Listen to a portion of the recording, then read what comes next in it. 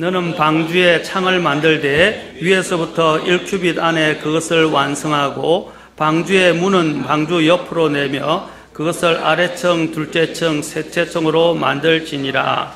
자, 8장 6절입니다.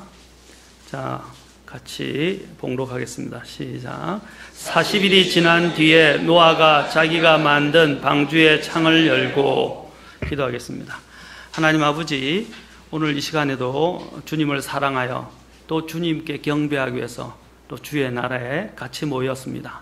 주님, 이 시간을 주님 높이시고 또 우리가 온 그 목적에 따라 하나님께서 하나님의 은혜로 채워주시며 경배 드리는 자들을 주님께서 한없는 하늘의 복으로 부어주시고 깨닫게 하시고 또 주님께 더 복되게 나아올 수 있는 시간이 되도록 도와주옵소서. 주님, 오늘 여기 있는 것처럼 하늘의 창을 열어 주님의 복을 부어주시기를 원합니다. 주님께 이 모든 것을 의탁합니다. 주님께 이 시간 특별히 주관해 주시고 인도해 주시고 또 우리에게 말씀하시고 은혜를 주시며 영광을 받으시기를 간절히 다시 한번 간구하며 우리 주 예수님의 귀한 전함을 받들어 기도합나이다. 아멘. 네, 앉으시겠습니다. 오늘은 저는 하나님을 향해 창을 열어라. 하나님을 향해 창을 열라 라는 제목으로 여러분의 말씀을 전하고자 합니다. 제가 지금까지 노아 방주에 관련해서 말씀을 전했습니다. 노아의 구조와 또 노아 방주의 구조와 크기와 구조를 통해서 하나님이 우리에게 말씀하시는 그 의미들을 살펴봤습니다. 오늘은 특별히 다른 것보다도 오늘 이 방주의 창을 여는, 방주에서 창을 여는 것 관련해서 저는 이 성경 전반에 걸쳐서 이 창에 대한 부분들을 가지고 여러분들에게 말씀을 전하고자 합니다. 어떤 분이 이제 유동준 씨라는 분의 시인의 시가 있는데 창이라는 시입니다. 오늘 제가 설교하고자 하는 내용과 많이 같이 연결되어 있는 부분들이 많아서 제가 이 시를 잠깐 짧습니다. 그렇게 길지는 않습니다. 인용하면서 시작할까 합니다. 무슨 일이 있을 때마다 푸른 창을 열어라. 지리한 흐림 속에 내 하나의 사랑을 위하여, 단 하나의 사랑을 위하여 눈물 짓는 것, 외로이 사는 이에게 푸른 창을 열어라. 창밖에 낡은 풍경이 아롱지는데 나뭇가지에 새살이 깃들고 가까워 오는 하늘처럼 이슬이 젖어드는 슬픈 모습, 노래도 없는 쓸쓸한 시간에 창을 열어라. 잿빛 우수에 몸이 저리고 기억의 발자국마다 꽃이 핀다. 이 유동준 씨의 창이라는 시입니다. 우리가 사는 가운데는 참 답답함이 이루 말할 수 없을 때가 많습니다. 어떤 데는 소통이 안 되는 안타까움을 갖기도 합니다. 어떤 데서는 정말로 뭔가 모르게 이렇게 막혀 있다는 것들을 느낄 때가 많이 있습니다. 사람이 사는 곳에서는요, 창이 필요합니다. 성문이 있고, 항상 어디 보면 우리가 대문이 있고, 어느 곳에나 창이 있습니다. 창은 우리가 사는 주거 공간에 있어서 빛과 환기를 주기 위한 필수 요건입니다. 오늘 노아의 방주에서 하나님이 창을 만들라는 것은 예사로운 이야기가 아닙니다. 제가 지난 시간에 창의 중요성을 이야기하면서 셋째 하늘과, 그렇죠? 그 3층은 셋째 하늘을 의미하는 것이고 그 창은 하나님과 교제하는 창이라고 말씀드렸습니다. 오늘 그것을 중심으로 인해서 이 창이 그만큼 얼마나 중요한가에 대해서 살펴볼 것입니다. 그래서 인간에게 이 창은 필수적인 것들을 들여오는 바로 통로입니다. 그곳에서 빛이 들어오고요, 그것을 통해서 공기가 들어옵니다. 대부분의 동식물들도 인간도 마찬가지고 이 창을 통해서 들어오는 이 빛, 공기는 필수적인 것입니다. 특히 나쁜 공기를 우리가 환기라고 그러죠. 환기를 통해서 나쁜 공기를 내보내고 신선한 새 공기를 합니다. 우리에게도, 인간에게도 필수적인 창이 있습니다. 있죠? 대표적으로는 입과 코입니다. 그렇죠? 입과 코를 통해서 우리는 특히 코를 통해서 호흡을 합니다.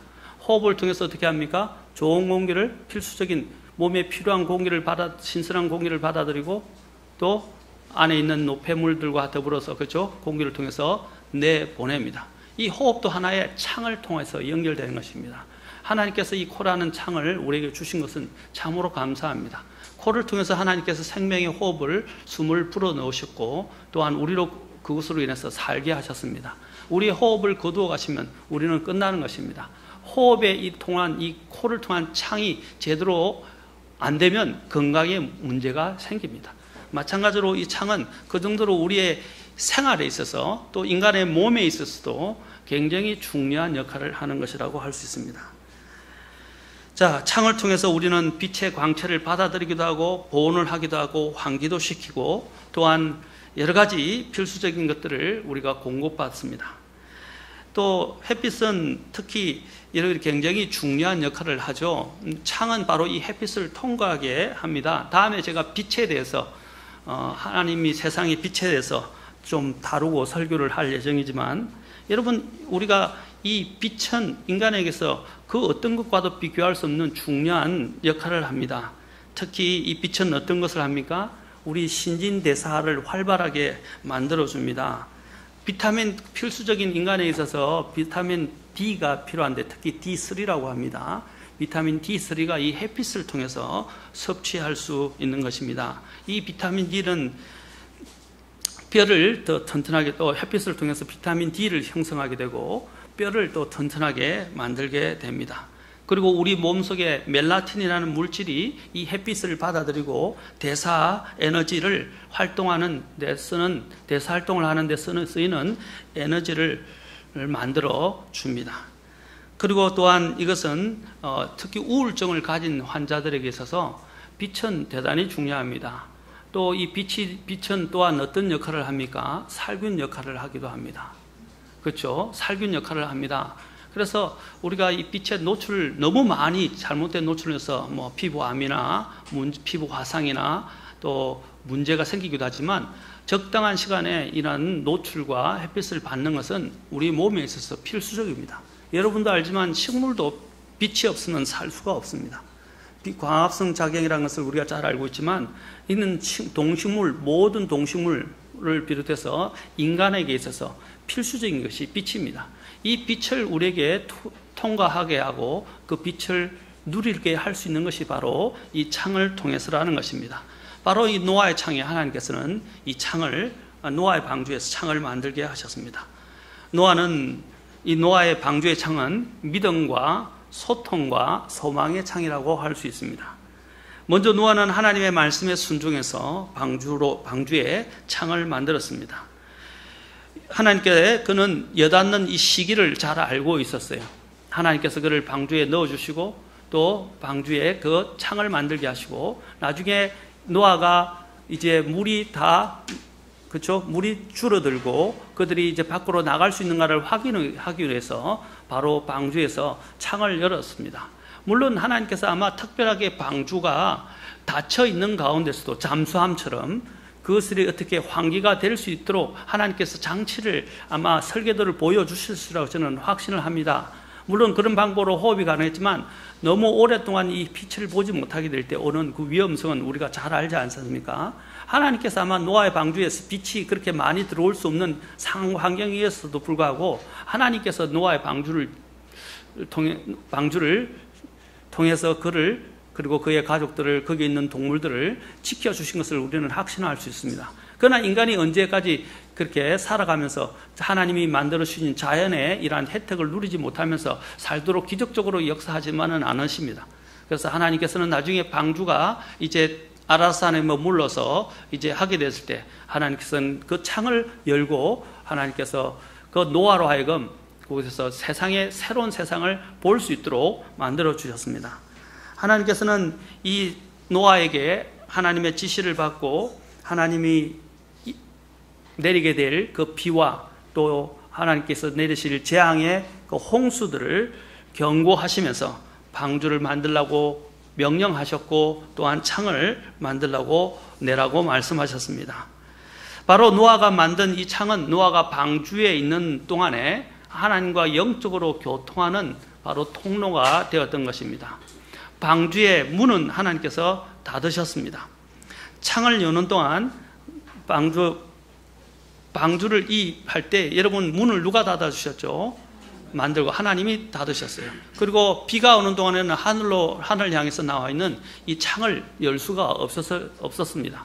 그러나 나중에 이제 비가 다 그치고 물이 말라갈 때에 노아가 방주에서 창을 여는 사건이 있습니다. 그것이 창세기 8장 이제 6절부터 7절, 8절 우리가 읽었던 부분에 나와 있습니다. 6절에 40일이 지난 뒤에 노아가 자기가 만든 방주에 창을 열고 까마귀를 내보내매 까마귀가 물들이 땅에서 마를 때까지 여기저기 오갔더라. 또한 그가 비둘기를 내보내어 물들이 지면에서 줄어드는지 알아보려 하였으나, 자, 여기서 보면 그가 이 까마귀와 비둘기를 내보낸 것은 문을 통해서였지 않았습니다. 창을 통해서 바로 이 까마귀를 내보냈고 비둘기를 내보냈습니다. 그리고 지면에 물이 이제 거쳐져서 믿음으로 이제 새로운 세상을 맞이하면서 그는 창을 활짝 열었던 것입니다. 세상에 있는 재앙에 대해서는 문을 닫았지만 이제 하나님께서 새로 열린 세상을 주셨을 때 그는 바로 이 창을 열고 하나님과 다시 더 적극적으로 교통하면서 그는 나아가게 되었던 것입니다. 하나님께서는 이 창은 바로 하나님과 교통하는 창입니다. 노아는 이 창을 소망으로 삼으면서 이 극심했던 또 혹독했던 이 재앙의 심판, 홍수라는 심판을 견뎌내고 이겨나갔습니다. 노아가 이 어려웠던 혹독한 이 시련, 이 심판을 이겨낼 수 있었던 것은 바로 이 창에 대한 소망을 가지고 있었기 때문입니다. 창을 통해서 하나님과 교제했기 때문입니다. 하나님과 교통했기 때문입니다. 우리도 항상 하나님과 교통할 수 있는 하늘 위로 창을 열어놓아야 됩니다. 이 창을 통해서 하나님과 교제해야 합니다. 세상에 어떠한 재난이 오고 우리가 이 세상과 교통이 차단될 때에도 우리는 하나님을 향한 교통과 또한 교제의 창을 열어놔야 됩니다. 그것이 또한 우리에게 소망을 가져다 줍니다. 이제 새로운 세상이 열리게 될 때 노아는 이 창을 통해서 이제 하나님과 함께 완전히 이 창을 열어 제끼고 그 안에서 그것을 통해서 까마귀와 비둘기를 내보냈습니다. 여러분이 보시면 놀라운 사실이 있어요. 이 문은요, 누가 닫았다고 됐죠? 주님이 닫으셨어요. 그래서 문을 열 수 있는 방법이 노아에게는 없었어요. 그러면 노아가 어떻게 이제 방주가 아라산에 머물게 됐을 때 그가 나갈 수 있었습니까? 성경을 보면 재밌어요. 그가 창을 열고 까마귀가 비둘기를 낸 다음에 어떻게 해요? 지붕을 떴습니다. 지붕을 뜯어서 노아의 방주를 나가고 나중에 문을 열고 이제 짐승들을 내보냅니다. 재밌죠? 여러분, 재앙으로부터 문을 닫는 이런 문제는 주님이 하시는 것입니다. 그러나 하나님과의 소통과 하나님 앞에 나아가는 믿음의 이러한 결단은 바로 우리가 하나님께 대하여 창을 열물 통해서 할 수 있다는 사실입니다. 이 바로 창은 소통의, 그리고 창은 또한 교제의, 이 창은 또한 소망의 창인 것입니다. 노아는 이 창을 하나님 앞에 과감하게 열어 제쳤던 것입니다. 노아는 처음에 이 창을 열면서 그 신선한 공기를 마실 때, 또 거기서 오는 이제 비가 거치고 들어오는 햇빛을 그가 음미할 때 얼마나 감격했겠습니까? 여러분, 제가 아까도 말씀드렸지만 빛을 보지 못하면 사람들이 병에 걸리게 되고 곰팡이와 세균균들이 더 그렇죠? 활동하게 됩니다. 급격하게 번식을 하게 돼요. 그렇죠? 그런데 햇빛이 아까 얘기했죠. 살균 작용을 한다 그랬죠. 또 햇빛이 들어오면서 우리의 신진대사를 활발하게 만들어주면서 우리가 또한 건강하게 됩니다. 여러분, 제가 말씀드렸죠. 지중해성 기후 알죠? 지중해성 기후가 있는 그 지중해 연안에 그 지중해성 기후를 갖고 있는 것이 미국의 또한 시애틀 그리고 캘리포니아 주에 있는 그쪽 그 해변 지역이 지중해성 기후를 많이 갖고 있어요. 특히 시애틀은 유명합니다. 그래서 시애틀은요, 우리가 좋아하는 이런 시간이 거의 햇빛이 나는 시간이 거의 없어요. 햇빛이 나는 시간이 딱 한 두 달 정도 있는데, 두세 달 정도. 그때가 뭐냐면 바로 가을 시기입니다. 딱 가을 시기가 되는 때에 햇빛이 9월, 10월 정도 될 거예요. 그때는 맑고요. 겨울 내내 비가 오고 또 봄과 여름에도 우중충충합니다. 항상. 그래서 그 정신병이, 그게 굉장히 큰 정신병이 있어요. 정신병원이 있어요. 정신병원이 있고 거기는 우울증 환자들이 많습니다. 특히 영국에도 지중해성 기후로 유명하죠. 영국에도 늘 1년 내내 우중충해. 그래서 사람들이 이 햇빛이 날 때면 뭡니까? 옷을 다 벗어 던지고 지붕 위나 어디나 가서 선탠을 합니다. 그 이유가 뭐냐면 신진대사를 제대로 못하니까 신진대사를 위해서 그들에게는 필수적이라 생각하고 그게 문화로 정착하기까지 한 것입니다. 우리도 마찬가지입니다. 햇빛을 보지 못하면 얼마나 큰 문제가 생기겠습니까? 이제 여기서 그때 햇빛을 보지 못하고 있던 이 노아가 창을 열어서 이제 그 햇빛을 만끽할 수 있고 거기서 들어오는 신선한 공기를 이제 마음껏 마실 수 있다는 것은 그 얼마나 감사한 일입니까? 그렇죠? 바로 이 창은 하나님을 통해서 받게 되는 바로 인간의 이러한 삶의 원동력이라는 사실을 주님께서 말씀해 주신 것입니다. 우리도 우리의 삶의 원동력은 주님께 창을 열어놓고 주님과 교제하고 주님과 소통하고 또 주님으로부터 소망을 갖게 될 때 우리가 삶의 원동력을 얻을 수 있다는 것입니다. 그런데 이제 창을 열어서 우리는 까마귀와 비둘기를 내보냈습니다. 자, 여기서 까마귀는 보면 나중에 그가 육지에 그가 다다를 수 없었을 때 그는 어떻게 해서 까마귀를 처음에 내보냈는데 까마귀는 돌아오지 않았습니다. 까마귀는 지면에 물이 마르기까지 공중을 계속 왕래하며 다녔습니다. 그래서 돌아오지 않자 노아는 다시 비둘기를 내보냅니다. 비둘기는 육지에 접촉할 곳을 찾지 못했을 때 돌아왔습니다. 두 번째로 비둘기가 날려보내고 돌아왔을 때는 그는 올리브 나무에 새잎을 물고 왔습니다. 그리고 이것이 물이 또한 다 이제 줄어든 다음에 지면에 솟은 새 잎사귀를 말해주는 것입니다. 세 번째로 이제 비둘기를 내보냈을 때 더 이상 완전히 말랐다는 것을 알렸는지 이제 비둘기는 돌아오지 않았습니다. 우리도 마찬가지입니다. 우리는 이 노아의 방주에 있는 이 창은 노아의 방주는 바로 예수 그리스도와 교회를 상징합니다. 교회는 항상 하나님을 향해서 창을 열어야 되고 이 창을 통해서 기쁜 소식을 알려주는 비둘기를 내보내듯이 우리도 항상 이 창을 통해서 하나님과 소통하면서도 이 창을 통해서 또한 사람들에게 기쁜 소식을 알려주는 비둘기와 같은 역할들을 해야 합니다. 많은 교회가 해야 될 본분의 역할이 무엇입니까? 기쁜 소식을 전해주는 것입니다. 방주는 아까도 했죠. 교회는 방주와 같은 곳이에요. 교회의 정의가 뭡니까? 교회의 정의가 뭐죠? 교회는 구원받은 사람들의 모임입니다. 구원받은 사람들의 모임입니다.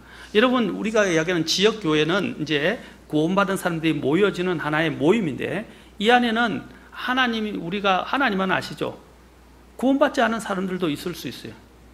그렇죠? 또 구원을 받았지만 구원받았다고 착각하는 사람도 있을 수 있습니다. 자, 그러면 이 교회가 정말 구원받은 사람들만 있다면 이것은 바로 예수 그리스도의 몸이 되는 것입니다. 그 예수 그리스도의 몸은 무엇입니까? 바로 사람들에게 안정과 도피할 수 있는, 그렇죠? 이 세상의 재앙과 심판으로부터 도피할 수 있는 그러한 피난처를 제공하는 것이 교회입니다. 바로 교회가 그런 역할을 해야 됩니다. 사람들에게 생명을 전할 수 있고 사람들에게 안식과 위로를 전할 수 있고 사람들에게 또한 이 세상에 임할 심판으로부터 도피할 수 있는 바로 그러한 장소를 제공할 수 있는 것이 교회가 되는, 저는 교회당을 말하는 것이 아닙니다. 교회를 말하고 있습니다. 바로 교회는 구원으로 들어오는, 바로 구원을 받고 들어오는 모든 사람들이 거하는 곳입니다. 바로 예수님의 몸이 되는 것입니다. 이 교회는 바로 이 기쁜 소식을 알려주고 기쁜 소식을 물어오는 비둘기와 같이 이 창을 통해서 우리는 사람들에게 복음을 전하고 또 사람들을 주님께로 인도하는 사람이 되어야 될 것입니다. 우리가 알다시피 구약에는 도피성이 있었다는 것을 알죠. 도피성이 있었는데 그 도피성이 각 곳마다 있었습니다.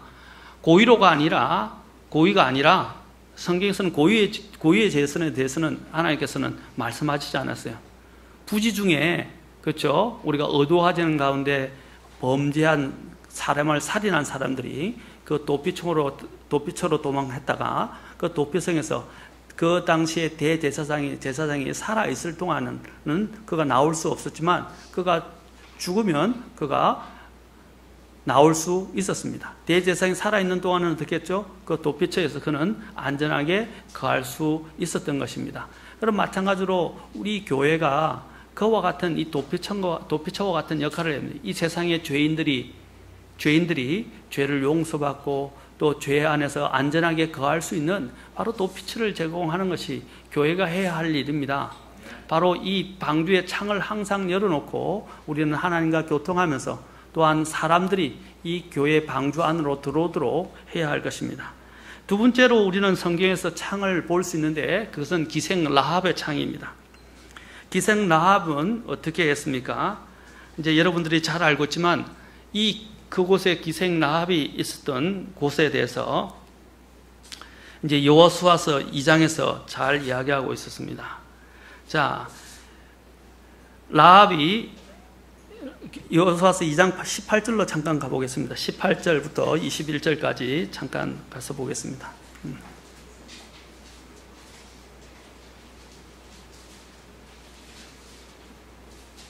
사사기 이제 룻기 그 앞에 여호수아 있습니다.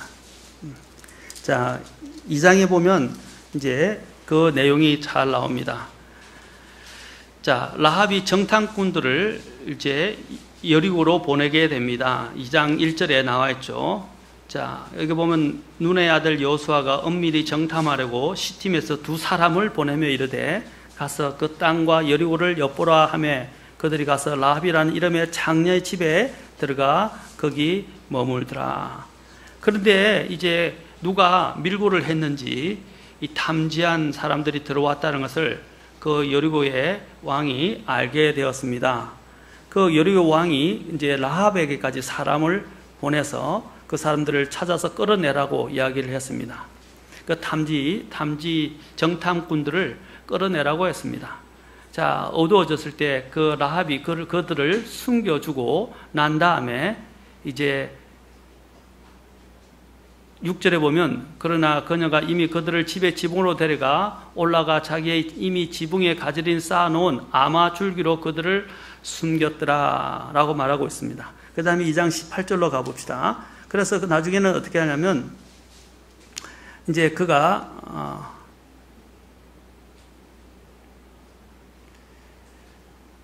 여기 6절 계속 읽겠습니다. 6절, 7절. 그 다음에 6절, 그 다음 7절. 그 사람들은 요르단에 이르는 길로 여울까지 이제 추격하였는데 그들을 추격하는 자들이 나가매 그들이 곧 성문을 닫았더라. 그들이 눕기 전에 그녀가 지붕에 올라가 그들에게 이르되 그 사람들에게 말하되 주께서 이 땅을 너에게 주신 줄을 내가 아노라. 너희의 두려움이 우리에게 임하였고 이 땅의 모든 거주민이 너희로 인하여 기력을 잃었나니 너희가 이집트에서 나올 때에 주께서 너희를 위해 홍해 물을 마르게 하신 일과 너희가 요르단 저편에 있던 아모리 족속의 두 왕 시온과 옥에게 행한 일 곧 그들을 진밀한 일을 우리가 들었노라. 우리가 이 일들에 관하여 들을 때에 우리의 마음이 녹았고 또 너희로 인하여 어떤 사람에게도 더 이상 용기가 남아있지 아니하였나니 주 너희 하나님 즉 그분은 위로 하늘에서와 아래로 땅에서 하나님이시니라. 그러므로 이미 이제 청하건대 내가 너에게 친절을 베풀었은즉 너희도 내 아버지 집에 친절을 베풀 것을 주를 두고 내게 맹세하며 내게 참된 정표를 주고 또 내 아버지와 어머니와 형제들과 자매들과 그들에게 속한 모든 자를 살려두며 우리의 생명을 죽음에서 건져내라 하니 그 사람들이 그녀에게 응답하되 내가 우리의 이 일을 입 밖에 내지 아니하면 우리 생명으로 너희 생명을 대신할 것이요 주께서 우리에게 땅을 주실 때에 우리가 친절하고 진실하게 너를 대접하리라. 이에 자 15절 잘 보세요. 그녀가 창을 통해 그들을 줄로 달아내리니라. 그녀의 집은 고을의 성벽 위에 있었으므로 그녀가 성벽 위에 거하였는데 자 그 다음에 18절 보십시오. 또 보라, 우리가 이 땅에 들어올 때에 이제 이스라엘이 쳐들어올 때 그들이 여리고를 이기게 됩니다. 이제 들어올 때 너는 우리를 달아내린 창에 주홍색 실로 된 이 줄을 메고 내 아버지와 어머니와 형제들과 내 아버지의 온 집을 내 집으로 데려오라. 누구든지 내 집 문을 나서 거리로 나가면 그의 피가 그의 머리로 돌아갈 것이요 우리는 무죄하리라. 그 다음에 21절 보십시오. 그녀가 이르되 너희 말대로 되리라 하고는 그들을 보내어 떠나가게 하고 주홍색 줄을 창에 메어 두니라. 자, 우리는 여기서 또 한 가지 이 라합의 창은 무슨 창입니까? 바로 구원의 창이라는 사실입니다. 이 정탐꾼들이 긴급한 이러한 상황에서 그들을 숨겨두었고 그들을 건져 목숨을 살리기 위해서 그들이 도망할 수 있도록 이 창을 통해서 기생 라합이 이 정탐꾼들을 내보냈다는 것입니다. 창을 통해서 그들을 내보내기만 했습니까? 내보낸 것뿐만 아니라 그 창이 하나의 정표가 되어서 그 창을 통해서 어떻게 해요? 붉은 줄을 그 안에 그것에 매달아서 나중에 이스라엘이 여리고를 침공할 때에도 그들이 기생 라합의 집을 덮치지 못하도록 위한 또한 그들을 위한 구원의 정표로 삼았다는 것입니다. 기생 라합은 바로 이러한 창을 통해서 이러한 놀라운 역사들을 일궈내었습니다. 여러분 나중에 보면 이 기생 라합은 이거 사건을 통해서 그의 가족들을 건졌을 뿐 아니라 그렇죠? 가족들을 건졌을 뿐 아니라 그는 성경에 나오는 예수님의 족보에 올라가게 되는 놀라운 영광을 누리게 되었다는 것을 우리는 알 수 있습니다. 바로 기생 라합은 이러한 구원의 창을 하나님 앞에서 열었던 것입니다. 그는 바로 정탐꾼들을 살렸을 뿐 아니라 이것을 통해서 그의 가족들을 살렸고 또 이것을 통해서 그는 주님의 족보에 올라가는 놀라운 일을 하게 되었던 것입니다. 이것은 다 구원의 창입니다. 이 세상의 여리고성은 어떻습니까? 죄악으로 가득 찼던 성이었습니다. 도시였습니다. 우리도 마찬가지입니다. 우리 안에서 항상 우리는 죄악으로 말미암아 죽을 수밖에 없는, 그리고 하나님 앞에서 멸망당할 수밖에 없는 죄인들이었습니다. 우리가 어떻게 구원을 받을 수 있습니까? 라합이 어떻게 구원을 받을 수 있었습니까? 창을 통해서였습니다. 그는 바로 이 창을 통해서 정탐꾼을 살렸을 뿐 아니라 이 창을 통해서 붉은 줄을 매달면서 바로 그들은 그와 그의 가족들을 다 살릴 수 있었습니다. 여기서 붉은 줄은 왜 붉은 줄이었을까요? 바로 예수 그리스도의 그 보혈, 죽음을 상징하는 것입니다. 우리와 같이 이 죽을 수밖에 없는 우리의 운명, 그것이 바로 여리고 도시와 같은 것이에요. 우리는 죽을 수밖에 없는 처지에 속해 있던 죄인들이었습니다. 우리가 어떻게 구원을 받을 수 있습니까? 두 가지입니다. 혼의 창을 여는 것입니다. 여러분의 혼을 창을 열어서 그 하나님이 어떻게 역사하시고 하나님이 얼마나 놀라운 일을 이루어 주신다는 것을 이 여리고에 있었던 라합이 이스라엘 통해서 역사하신 하나님에 대해서 들었습니다. 마찬가지로 우리도 또한 복음을 전하는 사람들을 통해서 성경을 통해서 하나님께서 예수 그리스도께서 우리를 위해서 얼마나 놀라운 일을 2000년 전에 십자가에서 행하셨는가를 우리가 듣고 우리의 마음을 회개하고 우리가 창을 열고 예수 그리스도를 믿고 받아들이게 될 때, 예수님의 피의 공로를 의지하게 될 때 우리 또한 구원을 얻게 된다는 사실입니다. 바로 이것은 구원의 멸망당할 이 여리고 도시에 대한 구원을 위한 창이었다는 사실입니다. 마찬가지로 멸망당할 수밖에 없는 우리 죄인들이 어떻게 구원을 받을 수 있습니까? 여러분의 혼의 창을, 하나님의 음성을 듣고 하나님의 위대한 역사를 듣고 하나님 앞에 여러분의 혼의 창을 열게 될 때에 비로소 하나님께서 여러분의 마음속에 들어오셔서 역사하시게 된다는 사실입니다. 여러분의 혼을 여십시오. 왜 문을 잠궈 두고 있습니까? 여러분 아까도 얘기했지만 노아의 창도 여기 있는 창은 자기 자신만이 열 수 있어요.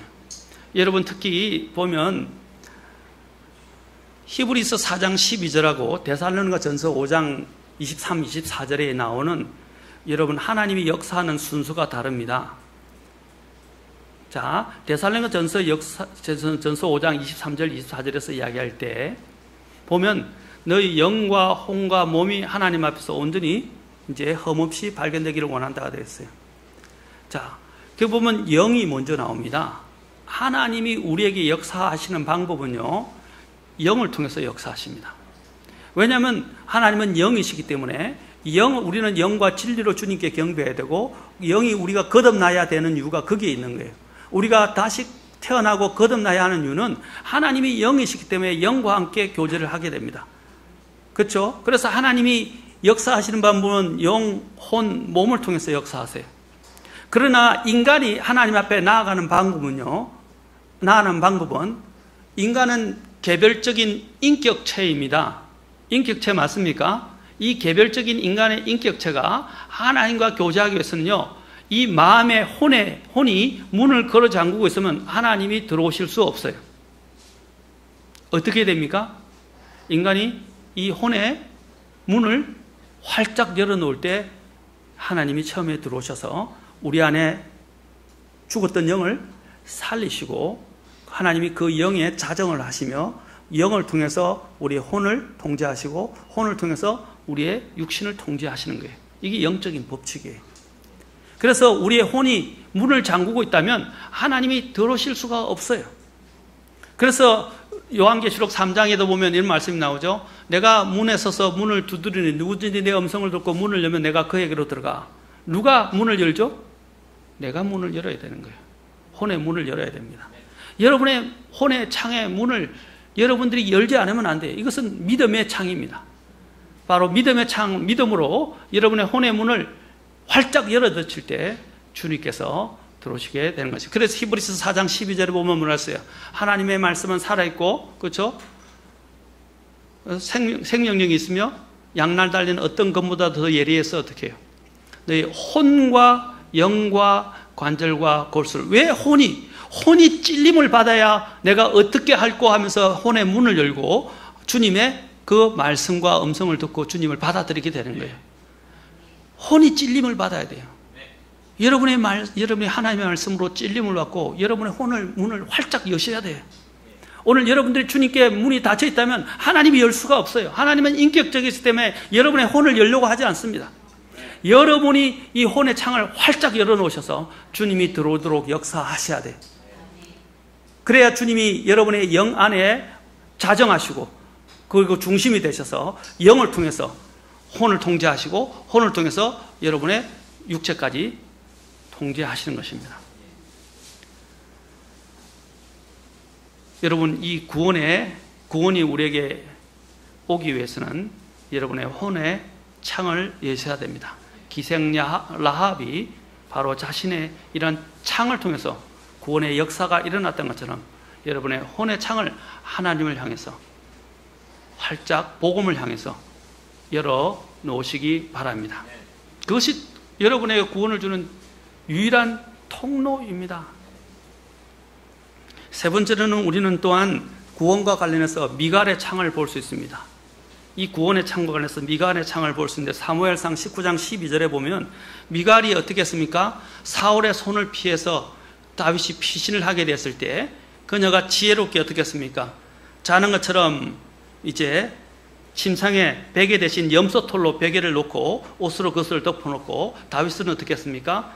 창을 통해서 밑으로 달아 내려서 다윗이 무사하게 도망할 수 있도록 만들어 주었던 것입니다. 이 미갈이 참 지혜로웠어요. 미갈은 또한 다윗을 사랑했고 그가 어려운 핍박을 받고 있다는 사실들을 인지해서 자신의 아버지 사울의 왕으로부터 그를 숨겨두었고 그를 피신하게 할 때 이 창을 통해서 그를 내보냈다는 사실을 볼 수 있습니다. 이것이 사무엘상 19장에 그 스토리가 잘 나와 있습니다. 자, 이것은 아까도 말씀드렸지만 또한 구원의 창을 말하기도 합니다. 세 번째로도 여러분 또 이 창이 구원의 창과 관련된 것이 다윗을 이야기했고 이제는 우리가 아는 바울을 생각해 보겠습니다. 사도행전 9장 25절에 보면 사도 바울이 이름이 바뀌기 전에 사울이라 불려졌죠. 사울이라 불려졌을 때 그가 이제 주님 앞에서 다마스커스로 가다가 회심을 하게 되었어요. 그렇죠? 회심을 하게 돼서 이제 다마스커스에 있던 제자들과 거하게 되었습니다. 며칠을 지내면서 그는 담대하게 가장 먼저 예수 그리스도를 선포하고 그분이 하나님의 아들이심을 선포하게 되었습니다. 그러자 유대인들이 다윗이 이전에는 사울이 우리와 함께 했던 자인데 그가 변해서 예수 그리스도를 전한다고 그러니까 이제 그들이 굉장히 분노하게 돼서 어떻게 하면 그를 죽일까 업무를 꾸미게 되었습니다. 죽이려고 했어요. 그래서 죽이려고 모의를 하자 이것을 이제 거기에 있던 다마스커에 있던 제자들이 이 사실을 알게 되었습니다. 그래서 사울이 죽을 운명에 처하자 그를 어떻게 했습니까? 사도행전 9장 25절에 보면 그를 이제 바구니에 담아서 창을 통해서 바구니에 담아서 성벽을 통해 달아 내렸던 것입니다. 바로 이것을 통해서 또한 사울이 안전하게 피신을 할 수 있었습니다. 여러분, 이 구원의 문, 구원의 창은 영원하지 않습니다. 때가 되면 닫히게 됩니다. 우리가 이것을 통해서 영혼들을 구원할 수 있고 또 그들을 건질 수 있을 때, 생명을 건질 수 있을 때 건져야 할 것입니다. 노아의 문이 닫혔던 것처럼 언젠가는 이 창도 닫힐 것입니다. 지금은 하나님께서 하늘의 창을 열어놓고 계십니다. 그러나 때가 되면 이 하늘의 창이 다 닫히게 될 것입니다. 나중에는 이것을 통해서 재앙들이 내려오게 될 것이에요. 그 재앙들이 내려오기 전에 우리는 예수 그리스도를 통해서 하나님이 열어주시는 이 창을, 구원의 창을 통해서 여러분은 예수 그리스도를 만나셔서 구원을 받으셔야 되고 또한 구원을 받을 뿐 아니라 구원받아야 할 사람들을 이 창을 통해서 그들을 건져 주어야 할 것입니다. 세 번째로는 우리는 구원의 창이 아니라 기도의 창을 열어야 합니다. 이 대표적인 이러한 모습은 우리는 다니엘을 통해서 볼 수 있습니다. 저는 이것을 다니엘의 창이라고 부르고 싶습니다. 이 기도의 창, 이 다니엘의 창은 기도의 창일 뿐 아니라 결단의 창이기도 합니다. 다니엘서 6장 10절로 가서 보겠습니다. 다니엘서 6장 10절입니다.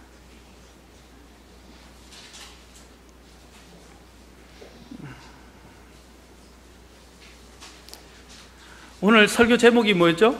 하나님을 향해 창을 열어라. 첫째는 제가 노아의 창을 통해서, 노아의 방주의 창을 통해서, 노아의 방주의 창은 뭐라 그랬죠?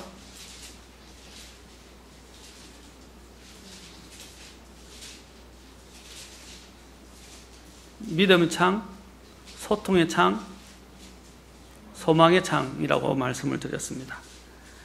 그 다음에 또 기생 라합을 통해서 뭐라 그랬죠? 이것은 구원의 창이다. 세 번째로 또 다니엘을 통해서 우리는 이것이 기도와 결단의 창이라고 말씀드리죠. 다니엘서 6장 10절 같이 읽겠습니다. 자, 시작. 그런데 다니엘은 그 조서에 도장이 찍힌 것을 알고도 자기 집에 들어가 자기 방에서 예루살렘을 향해 창문을 열고 전에 하던 대로 하루에 3번씩 무릎을 꿇고 기도하며 자기 하나님 앞에서 감사를 드리더라. 여러분, 중동 지역은 여러분이 낮에는 덥고 밤은 추운 것을 알 수 있습니다. 그럼에도 불구하고 3차례 그는 어김없이 문을 열어서 하나님 앞에 아침과 저녁에도 문을 열어서 하나님 앞에 기도했던 것을 보게 됩니다.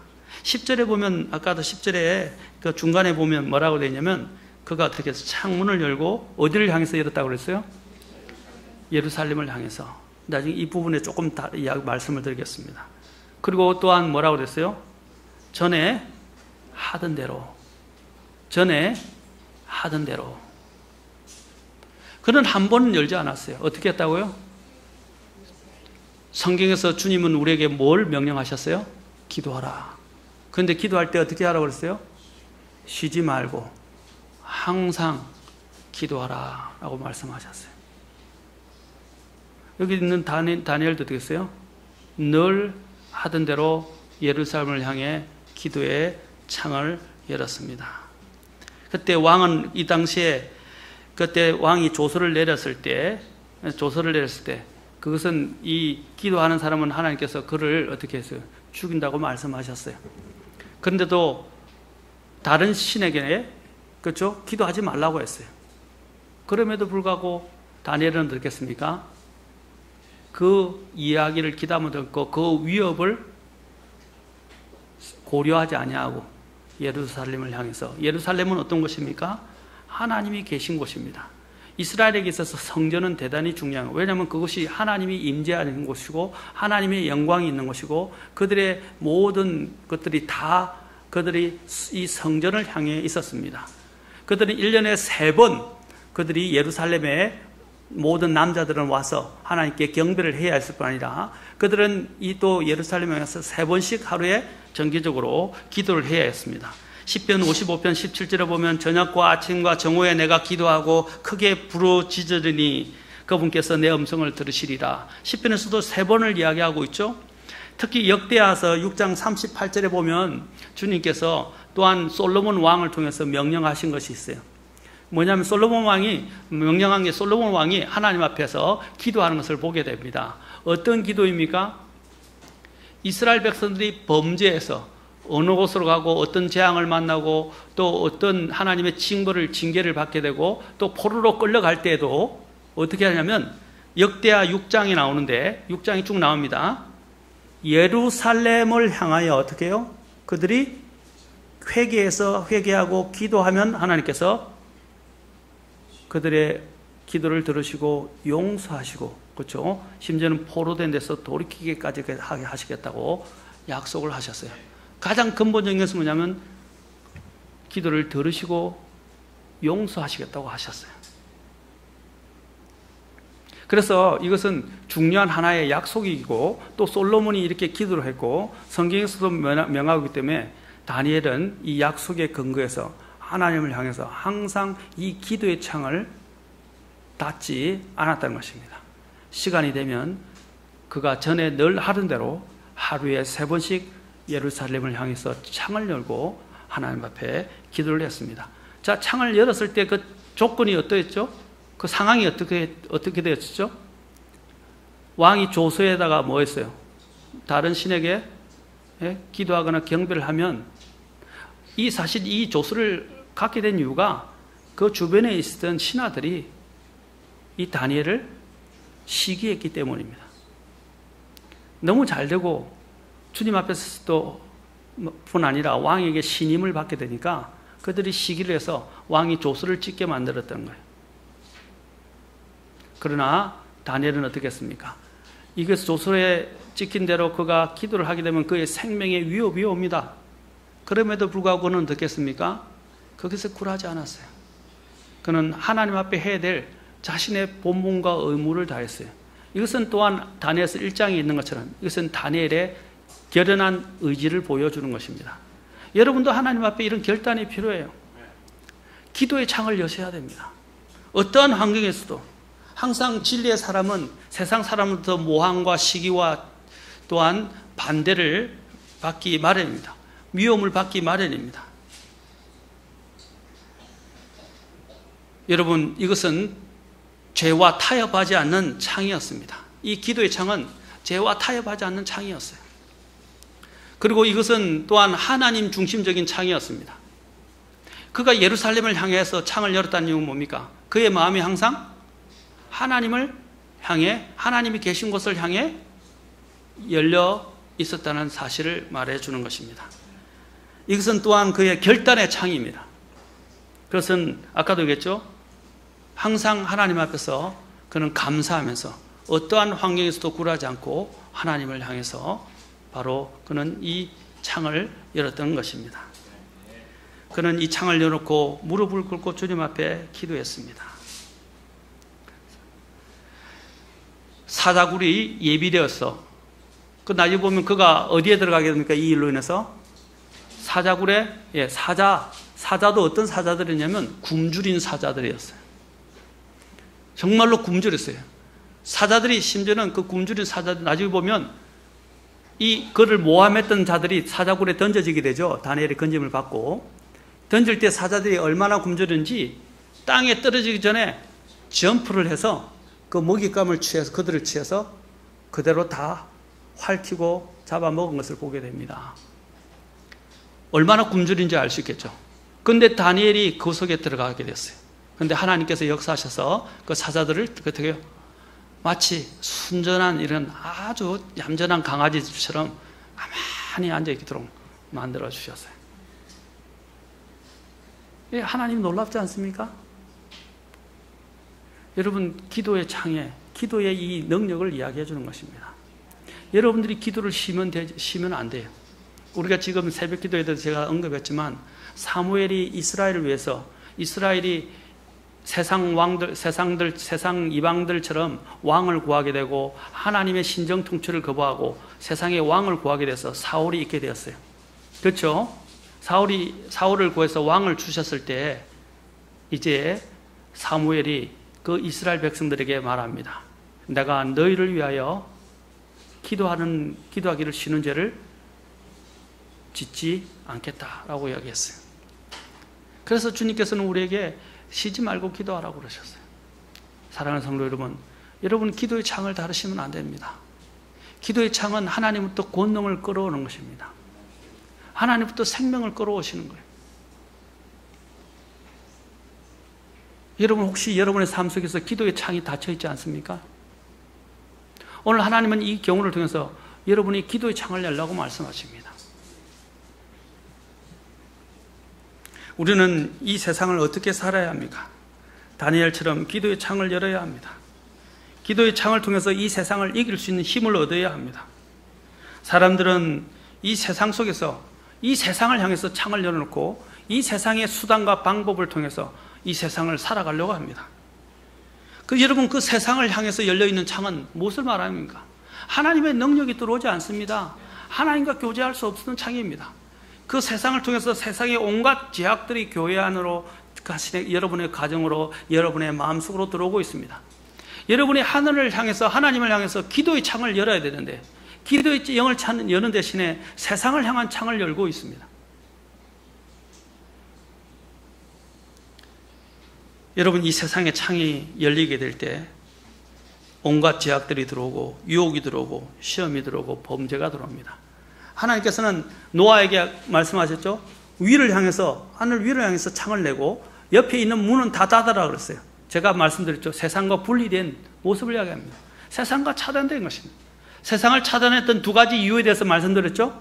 왜 하나님이 세상과 차단하겠어요? 세상에 일어나는 그 놀라운 무서운 심판과 재앙을 통해서 우리가 두려움을 갖지 않게 하기 위해서. 또 하나는 뭐라고 그랬어요? 세상에 있는 많은 미련과 세상에 대한 유혹에 또한 우리의 마음들을 빼앗기지 않게 하기 위해서 하나님께서는 그 문을 닫게 하셨던 것입니다. 세상을 보지 못하게 하셨던 것입니다. 마찬가지로 우리도 이 세상을 향해서는 창을 닫아야 됩니다. 우리의 오감과 우리의 마음들이 세상을 향해서 창을 열게 되면 어떻게 해요? 세상의 온갖 것들이 다 들어오게 된다는 거예요. 특히 교회 안에 황금 만능주의가 들어오게 되고 실용주의가 들어오게 되었습니다.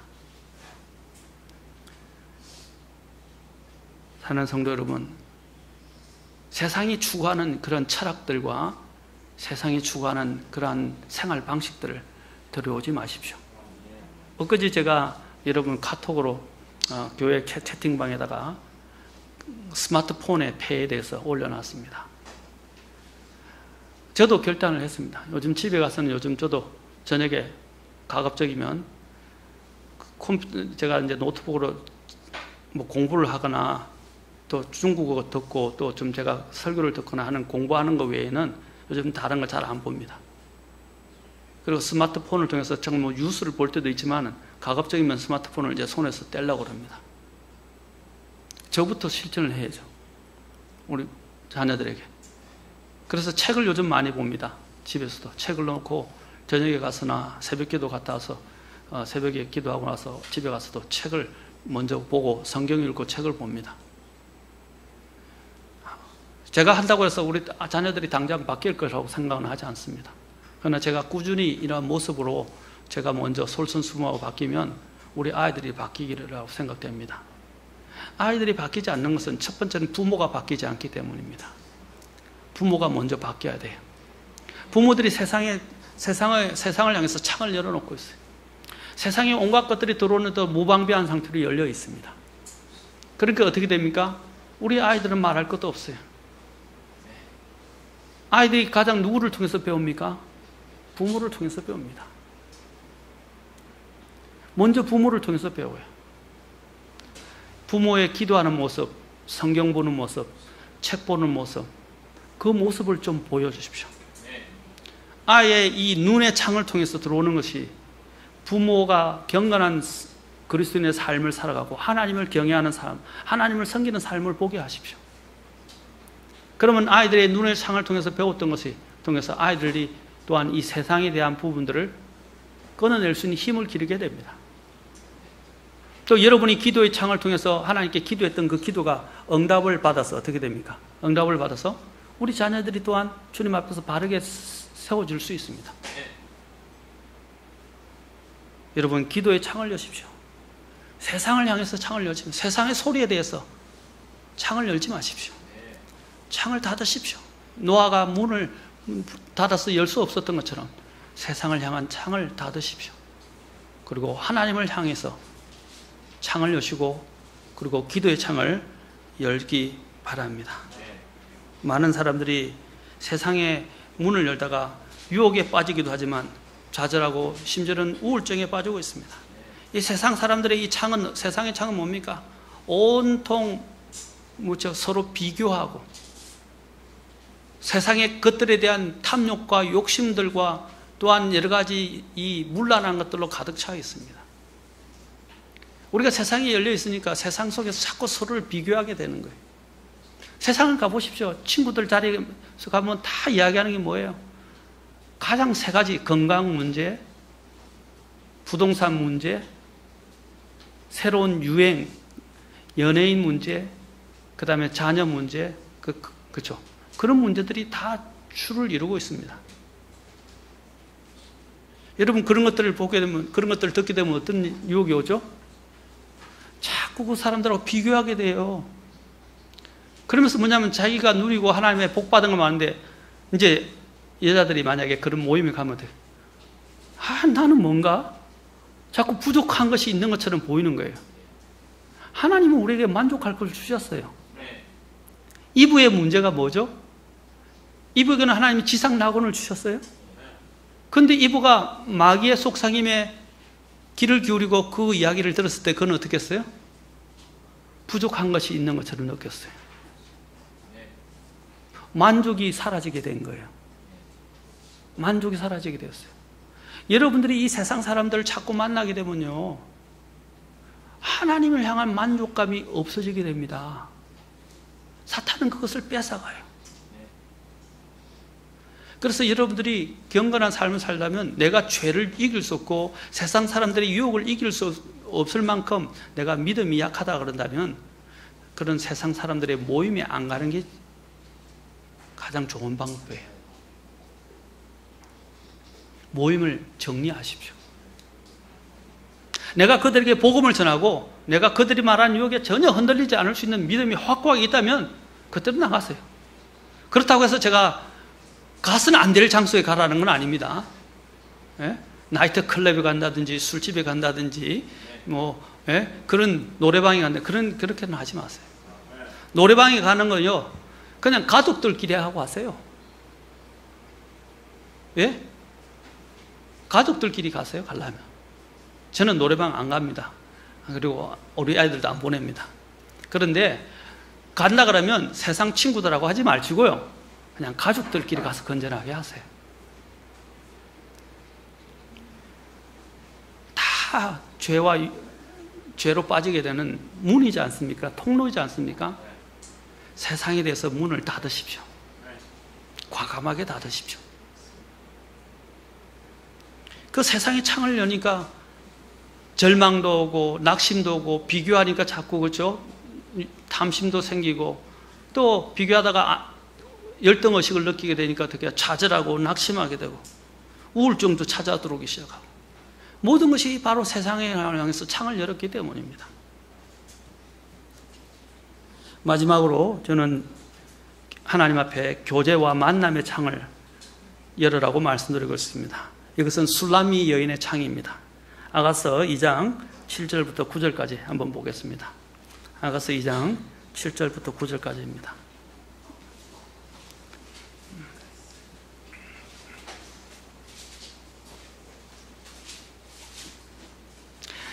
여러분, 이 창에 대해서 알게 된 것은, 제가 설교를 하게 된 것은, 제가 노아의 창을 가지고 묵상하다가 하나님이 마음을 주셔서, 이 창이 얼마나 중요한가를 생각하다가 창에 대해서 성경을 쭉 살펴보다가 이제 설교를 준비하게 되었습니다.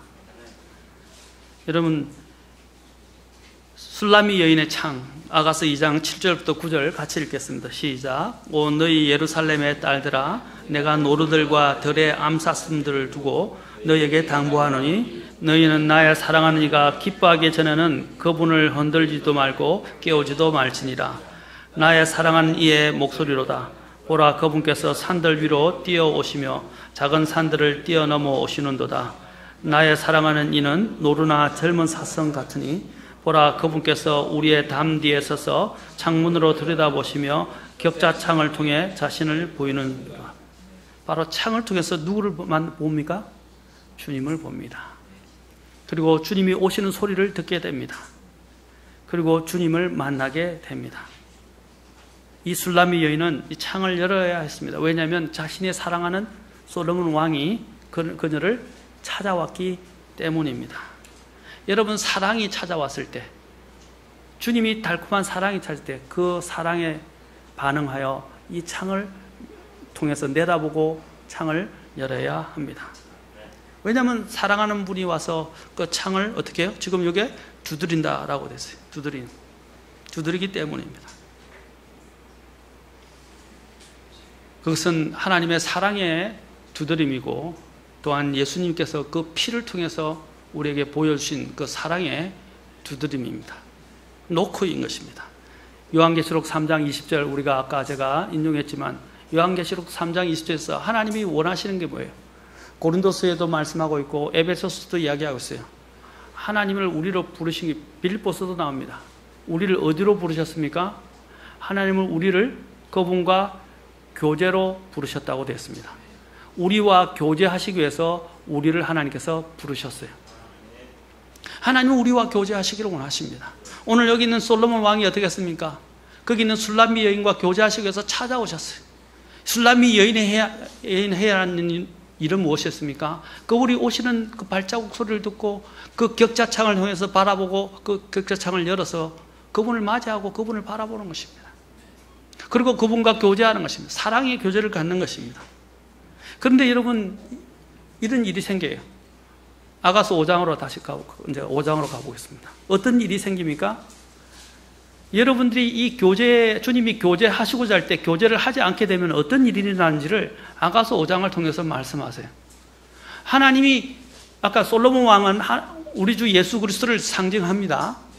여기는 술라미 여인은 우리 교회 성도들을 이야기하기도 하지만 교회를 상징하기도 합니다.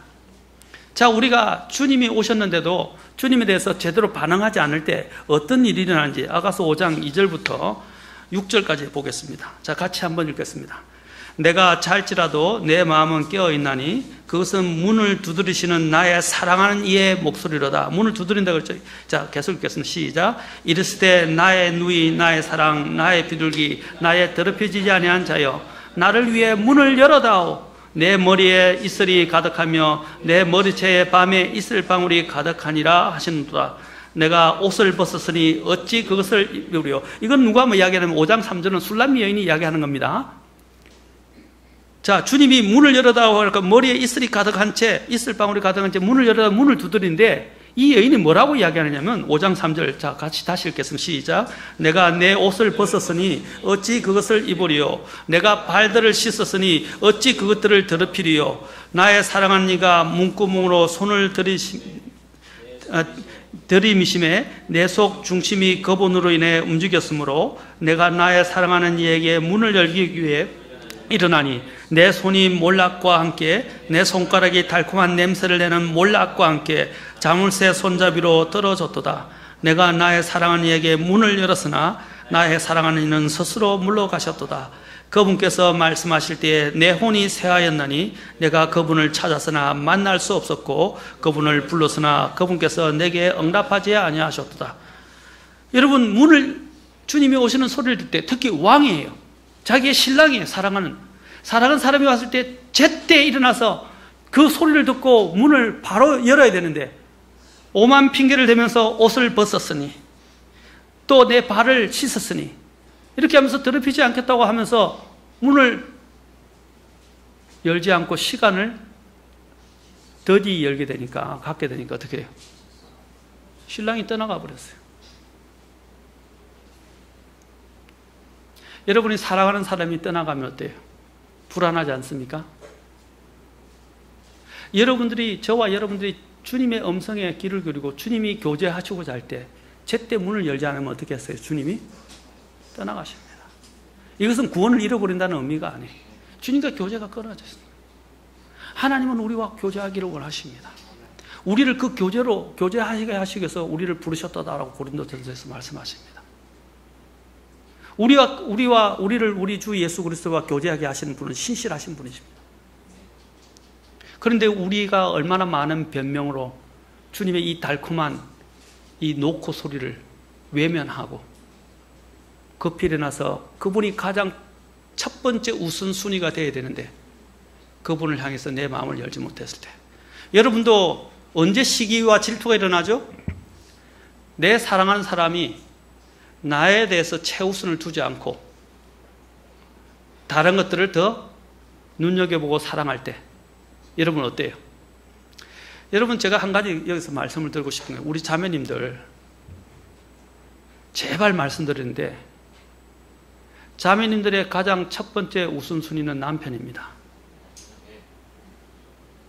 제가 요즘 더 많이 느끼는 게 뭐냐면, 이 여인들이 아이들을 갖게 되면 아이가 그 집의 첫 번째 우선순위가 돼요. 남편들이 찬밥이 돼요. 애들 교육, 애들 챙기는 거 중요합니다. 그러나 더 아이들에게 보여줘야 하는 모습은 뭐냐면, 엄마에게서는 아빠가 최고다는 것을 보여주셔야 돼요. 가정교육에서 제일 중요한 문제입니다.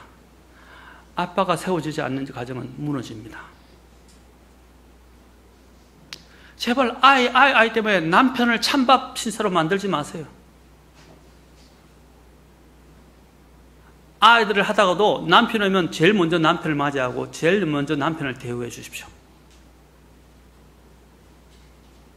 중요한 겁니다. 남편들이 왜 서럽고 마음이 아픈지 아십니까? 집에 들어오면 찬밥이에요.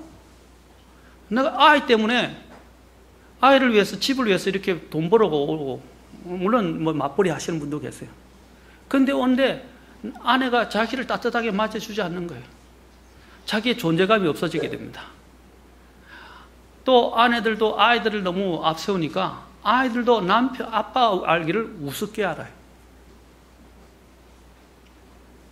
그러면 가정이 무너지게 됩니다. 여러분, 주님은 그렇게 말씀하시지 않았어요. 남편들이 그래서 섭섭한 거예요. 정말 섭섭하고 정말 마음이 아파요. 내 신세가 이게 뭔가? 내가 뭐하러 결혼했지? 심지어는 아이들까지 미워지기 시작해요. 그렇지 않습니까? 남편들도 마찬가지입니다. 전화하면 뭐하노? 아는 자나? 밥 묻나? 경상도 사람이 하는 말이라고 그러는데, 아는 밥 묻나? 자자. 제일 먼저 전화해서 묻는 게 아예요. 아내들이 얼마나 섭섭하겠어요. 남편들도 마찬가지예요. 아내가 어떻게 지냈는지, 괜찮았는지, 별일 없었는지, 잘했는지 물어보세요. 우리가 바뀌어야 됩니다. 저도 바뀌어야 되고 여러분도 바뀌셔야 돼요. 여러분, 그때 어떻게, 내가 가장 사랑받아야 할 사람에게서 사랑을 받지 못하게 될 때 질투와 시기가 일어납니다. 하나님께서도 마찬가지예요. 하나님은 사랑받기에 합당하신 분입니다. 경배받기에 합당하신 분입니다. 맞습니까? 그런데 그분이 받아야 될 그 존경과 그 경애와 그 사랑을 받지 못하게 될 때 주님도 질투하시게 됩니다. 하나님이 뭐라고 말씀해요? 나는 질투하는 하나님이시다라고 말해요. 오늘 여기서 보십시오. 솔로몬 왕이 술라미 여인과 교제하려고 찾아왔어요. 근데 술라미 여인이 심지어는 변명이 될 수 없는 것까지 변명을 하면서 어떻게 해요? 게으름 가운데서 그 솔로몬의 왕의 노크 소리를 빨리 반응하지 않게 되어서, 저는 이때 이 솔로몬 왕이 굉장히 섭섭했을 거 생각합니다. 이 핑계가 됩니까? 내가 옷을 벗었으니까 귀찮다라는 거 아닙니까? 내 발을 씻었으니까 이제 더 이상 목이 없으니까 안 더럽힐래. 여러분, 사랑 앞에서 더러운 게 무슨 상관이 있어요? 사랑 앞에서, 그렇죠? 옷을 벗은 것이 무슨 창피한 것이고 부끄러움이 되겠어요? 모르겠어요. 부끄럽거나 창피했을 수도 있어요. 그러나 사랑 앞에서는 그것이 문제가 되는 것이 아니에요. 사랑하는 사람이 내가 벗었는지 입었는지 그걸 원합니까? 사랑하는 사람이 내가 더러운지 깨끗한지 그걸 원합니까? 사랑하는 사람의 눈에는 사랑하는 사람이 어떠한 환경 속에 있어도 문제가 되지 않아요. 그런데 이 여인은 솔로몬 왕이 그 여인을 사랑한 것만큼 사랑하지 않았던 것 같아요. 그래서 솔로몬 왕이 어떻게 했습니까? 떠나가 버렸어요. 뭘 남겼어요? 몰락만 남겼어요. 몰락과도 관련된 이야기가 많지만 더 이상 지금 시간상 말하지 않겠습니다. 사랑하는 성도 여러분, 주님은 우리와 교제하기를 원하시고 만나기를 원하십니다. 내가 문을 열지 않으면 주님을 만날 수 없어요. 주님과 교제할 수 없어요. 요한계시록 3장 20절 읽고 마치겠습니다.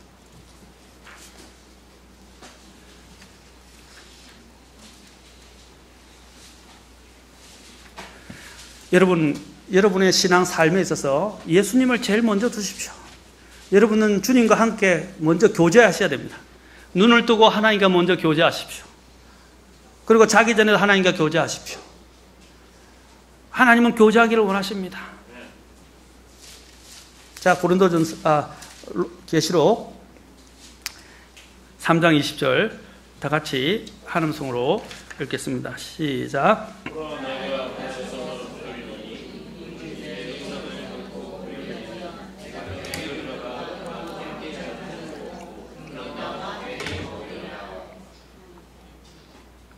누구든지 내 음성을 듣고 문을 열면 내가 그에게로 들어와 그와 더불어 먹고 그와 함께 또 그는 나와 함께 먹으리라고 말씀하셨어요. 주님은 교제하기를 원하십니다. 지금 문 앞에 서서 여러분과 교제하기를 간절히 원하시면서 문을 드리고 있습니다. 요한계 이 구절을 구원받지 않은 사람들에게 적용하기도 하는데, 이 사실 이 문맥은 구원받지 않은 사람들이 아니라 그 교회에 있는 구성원에게 주님이 직접 개인적으로 교제하자고 초청하시는 거예요. 놓고 하시는 거예요.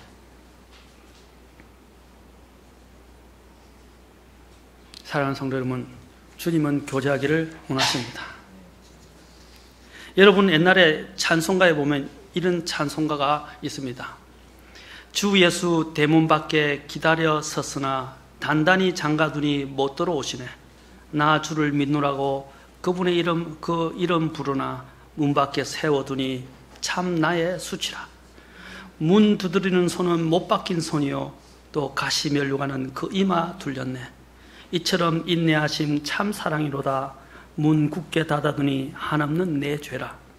주께서 겸손하게 권하는 말씀이 너의 죄로 죽은 나를 너 박대할 소냐. 나 죄를 회개하고 곧 문을 엽니다. 드셔서 자정하사 떠나지 마소서. 옛날 찬송가 322장에 통합 찬송가 있습니다. 사랑하는 성도 여러분, 주님을 향해서 주님이 교제의 문을 두드리실 때 문을 여시고 주님과 교제하십시오. 여러분의 삶 속에 여러분의 가장 최우선순위는 주님이십니다. 그분은 우리를 위해서 자신의 생명을 기꺼이 내려